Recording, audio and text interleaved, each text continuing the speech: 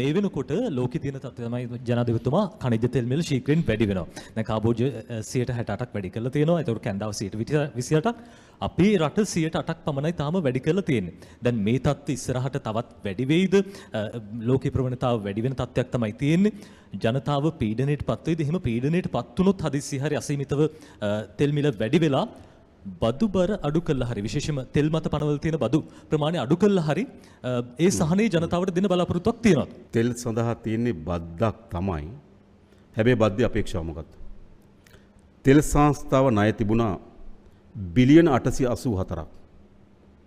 ඒ කියන්නේ කෝටි 88000ට වැඩි කෝටි 90000ක් කියලා හිතුවොත් අපි. තෙල් සංස්ථාවේ ණය බර කෝටි 90000යි. රාජ්‍ය පාලනය කරපු කණ්ඩායම් දීර්ඝ කාලයක් රට පාලනය කළා තෙල් සංස්ථාවේ ණය කෝටි 90000යි.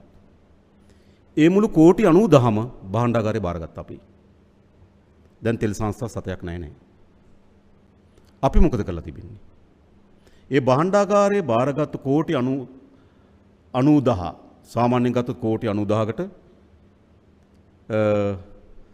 වාර්ෂික පොලිය කීයක් වේවිද? හිතන්නකෝ. හරිද? ඉතින් ඒකත් අප මොකද බිලියන 100ක් විතර වෙන වාර්ෂික ඒ කියන්නේ කෝටි 10000ක් විතර වෙන වාර්ෂික පොලිය විතරයි. එතකොට ඒක භාණ්ඩාගාරයට අපි මොකද කරේ? තෙල් වලට යම් බද්දක් පැනෙව්වා මේ ණය පියවා ගැනීම සඳහා. ඒක හොඳින් මම හිතන්නේ ඔය ගොඩක් මම දැක්කා එළිය තර්ක කරන අය තේරුම් ගන්න ඕන. කෝටි 90000ක ණය බරක් අරන් තිනවා. සාමාන්‍ය පොලිය හිතුවත් කෝටි 1000ක් විතර වෙනවා. ඒතර ඒක භාණ්ඩාගාර අතිරේක බරක්. ඒක අපි තෙල් වලට බද්දක් දාලා එකතු කරනවා. ඔබ හිතන්න කොච්චර කාලයක් යාවිත් දන්නේ. හැබැයි අපි දන්නවා ඒක හේතුකුණ තෙල් වල මිල ඉහළ යාම තියෙනවා. දැන් අපි පහුගියදා තෙල් මිල ඉහළ දැම්මා. ඒ තෙල් මිල ඉහළ දාම හේතු දෙකක් තිබුණා.